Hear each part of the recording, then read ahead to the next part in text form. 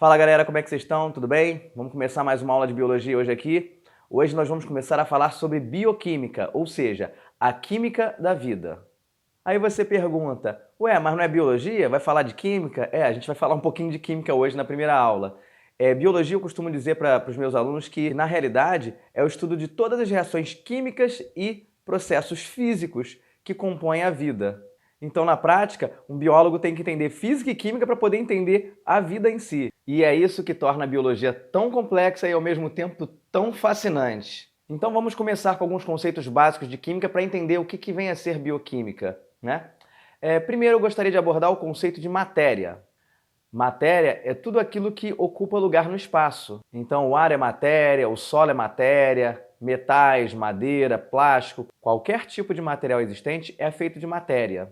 A matéria, por sua vez, é formada por elementos, os elementos químicos. A tabela periódica apresenta 92 elementos químicos de ocorrência natural e mais alguns outros elementos químicos artificiais gerados em laboratório. Não vamos falar de todos eles aqui, vamos deixar isso para a química. A partir da união de elementos químicos, nós formamos os chamados compostos químicos. Um composto é formado por dois ou mais elementos químicos que se unem. Cada ser vivo é formado por um conjunto de elementos químicos diferentes. Os seres humanos são formados por 25 elementos químicos, enquanto que os vegetais, por exemplo, são formados por apenas 17 elementos químicos diferentes. Mas o que um vegetal e um ser humano têm em comum? O que a gente tem em comum com outros animais? O que a gente tem em comum com bactérias, protozoários, fungos, algas, vírus e outros organismos, vivos ou não vivos? Todos nós somos compostos basicamente por 96% de chão. O que é o chão que está aparecendo aí do lado? Carbono, hidrogênio, oxigênio e nitrogênio. É claro que a gente é formado por vários outros elementos químicos, como eu falei, mas 96% da matéria viva é formada por esses 4 elementos. Daí a importância desses elementos para a origem da vida. Na primeira aula, sobre o que é vida e o que é biologia, nós falamos que a biologia estuda tudo o que diz respeito ao ser vivo, do micro ao macro, do átomo à biosfera. Vamos começar a falar pelo átomo. E o que é um átomo? O átomo é a menor parte da matéria que ainda mantém propriedades daquele elemento químico. Então, um átomo de oxigênio mantém as propriedades químicas do elemento oxigênio.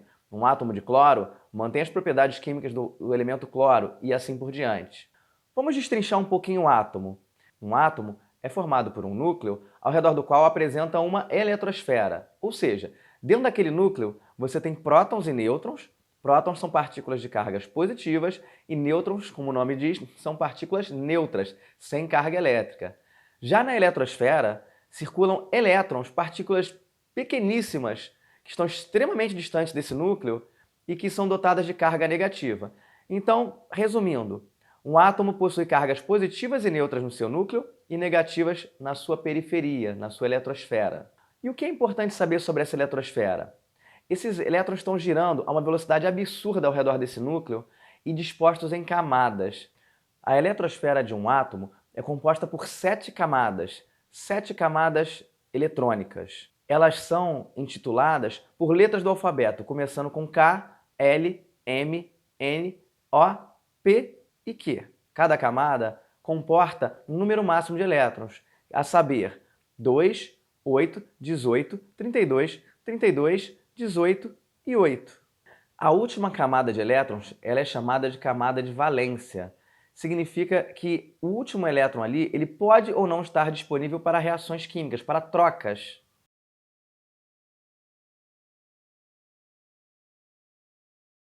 A imagem que vocês estão vendo aí, ela mostra essas camadas de elétrons de alguns dos elementos da tabela periódica e eu quero que vocês prestem atenção na última camada, que é a camada de valência.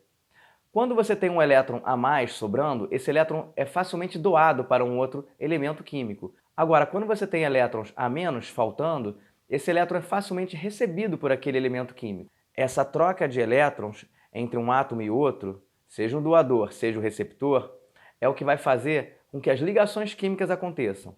Existem ligações químicas polares, como a que você está vendo aí do lado, onde dois elementos químicos compartilham os mesmos elétrons e essa ligação é extremamente resistente. Por outro lado, existem ligações químicas no qual um elemento doa esse elétron para o outro elemento, que são as chamadas ligações iônicas. Você está vendo a imagem aí do lado também. Além dessas ligações químicas que são muito fortes, nós temos ligações intermoleculares que são mais fracas, mas que serão abordadas na próxima aula.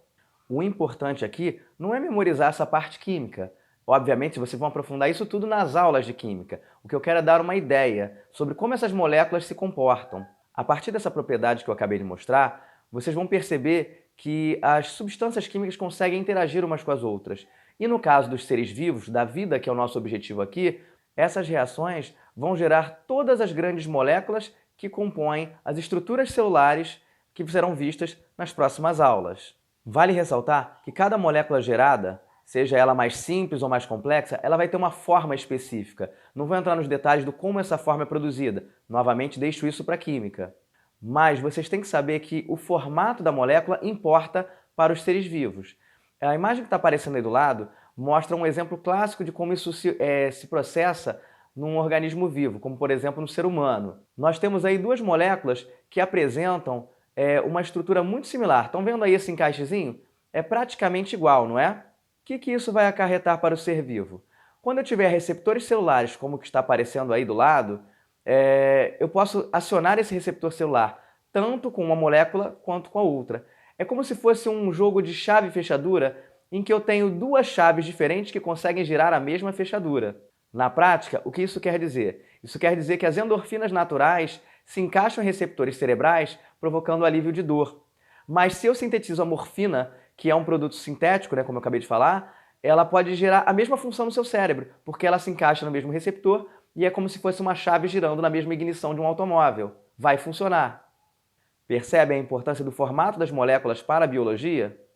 E aí vem aquela questão. Toda vez que uma molécula dessas se encaixa na outra, ela vai provocar algum tipo de reação. As reações químicas acontecem assim, e nos seres vivos não é diferente. Um ser vivo é formado por milhões, ou talvez, vou chutar aqui, bilhões de reações químicas que acontecem em milésimos de segundo. Então, a cada segundo você tem milhões e milhões de reações químicas acontecendo no seu corpo, como está acontecendo agora, com certeza. Nessas reações, você vai ter moléculas que se unem e se partem, reações de quebra, reações catabólicas. Você vai ter reações em que moléculas se unem para formar moléculas ainda maiores, ainda mais complexas, as chamadas reações de síntese ou reações anabólicas. O conjunto de reações anabólicas e catabólicas do seu corpo compõe aquilo que você chama de metabolismo. Então, o metabolismo de um indivíduo é o conjunto de catabolismo e anabolismo que está acontecendo no seu corpo nesse exato momento.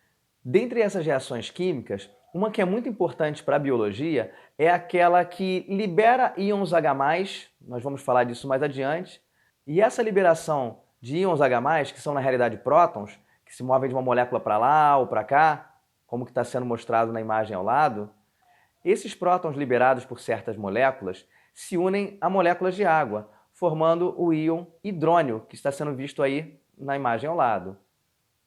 Já a molécula de água que perdeu esse íon H+, forma o íon hidroxila, que está sendo visto aí também na imagem ao lado. O equilíbrio existente entre a quantidade de H+ e OH- é o que é conhecido como escala de pH, que vai de 0 a 14. 7 é o nível na escala de pH em que a quantidade de íons H+ e OH- estão em equilíbrio. Dizemos que essa substância é neutra. Quando a substância está numa escala de pH abaixo de 7, nós dizemos que essa substância é ácida, ou seja, a quantidade de íons H+ na solução é muito maior do que a quantidade de íons OH-. Já quando essa solução é chamada de básica ou alcalina, nós queremos dizer que a quantidade de íons OH- é superior à quantidade de íons H+. Esse conceito será de grande importância para alguns dos assuntos que nós vamos abordar a seguir. Para os seres vivos, a escala de pH é muito importante porque, a depender da quantidade de íons H+ ou H- existente na solução, as reações químicas vão ser direcionadas para um lado ou para o outro. Tem reações químicas que acontecem melhor em meios ácidos, tem reações químicas que acontecem melhor em meios básicos. Tem reações químicas que só acontecem em meio neutro. Então, o pH é de suma importância para os seres vivos. Por isso que você vai encontrar na natureza alguns mecanismos, como é o caso do sangue humano, que apresentam soluções que na química são chamadas de soluções tampão. O que vem a ser uma solução tampão? É uma solução que faz com que a variação na escala de pH não ocorra de forma brusca. Então, por exemplo, se eu pego uma quantidade X de ácido e jogo numa substância que atualmente está com pH neutro, essa substância vai cair, sei lá, vamos dizer que para pH 2. Se eu pego essa mesma quantidade X de substância e adiciono ao sangue humano, cujo pH está em torno de 7,4, a mesma quantidade X de substância, prestem atenção. Nesse caso, a solução do sangue vai de 7,4 para 7,2 apenas, ou seja, a mesma solução que provocou uma diminuição de pH de 7 para 2 numa mistura, provocou de 7,4 para 7,2 noutra. Isso porque ela é uma solução tampão, uma solução cuja estrutura não permite que haja variações bruscas de pH. Isso é muito importante para a vida como um todo. Abordaremos melhor o funcionamento de uma solução tampão quando formos falar de sangue humano. Enfim, finalizando, a ideia dessa aula aqui não é me aprofundar nos conceitos de química, muito pelo contrário, vocês vão se aprofundar em química aí, ao longo de 3 anos no ensino médio com um professor de química. O meu intuito aqui é dar apenas algum embasamento para os fenômenos bioquímicos que eu vou apresentar a seguir. Então, se você tiver alguma dúvida, não tem problema, volta nesse vídeo, vai dando pausa nas cenas que você precisa ler com calma, que você precisa memorizar. Não entendeu o que eu falei? Dá uma retornada, escuta de novo, escuta 30 vezes se necessário. A vantagem de uma videoaula é isso. Você pode pausar, você pode voltar, coisa que numa aula física você não teria oportunidade. Então use essa videoaula como uma espécie de guia, que você vai consultar toda vez que bater uma dúvida. O que é pH mesmo? O que é uma ligação iônica, covalente? O que é uma molécula? Enfim, toda vez que você tiver dúvida, retorne aqui, tá bom? Então, se você gostou desse vídeo, dá um like aí, assina o nosso canal, clica no sininho para receber as atualizações, porque agora virão as videoaulas de biologia e eu vou tentar atualizar com uma frequência maior, ok? Tudo de bom e até a próxima. Valeu!